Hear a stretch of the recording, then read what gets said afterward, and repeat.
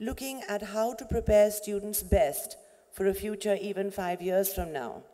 The global citizen, how to prepare the global citizen best within our classrooms, and the responsibility that we have as educators towards that.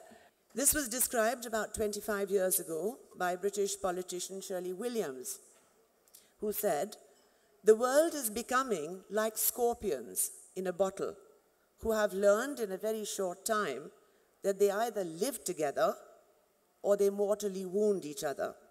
Educating global citizens means much more than exposure to many nationalities, learning about multiple cultures, or even immersion in other languages.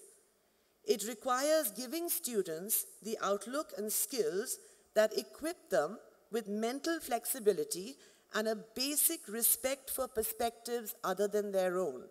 In order to be able to examine what is appropriate for a school curriculum today, we must look at the fundamental purpose of education in the 21st century, and I see it broadly defined under the following, and you've heard a lot of these terms through the 2 days conference.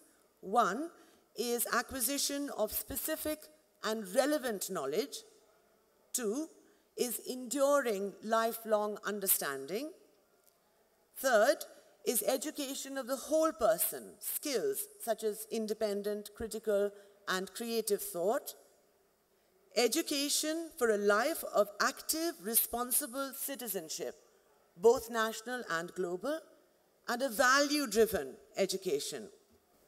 The focus of today's classrooms in some of the most elite schools in the country ranges from an almost maniacal need for coverage, in which students are marched through a textbook of topics, page by page, or an activity-oriented classroom, which, though they may think is fun, does not lead anywhere intellectually, and certainly has no guiding purpose. Most schools think of a curriculum in terms of an economic utility and focus on either the sciences or the commerce streams, rather than on divergent thinking skills that would prepare students better for careers that have not even been conceived of yet. And I'll leave you with Gandhi.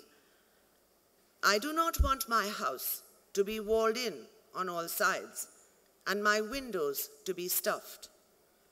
I want the cultures of all the lands to blow about my house as freely as possible, but I refuse to be blown off my feet by any. Mine is not a religion of the prison house. It has a room for the least of God's creations, but it is proof against insolences, pride of race, religion, or color."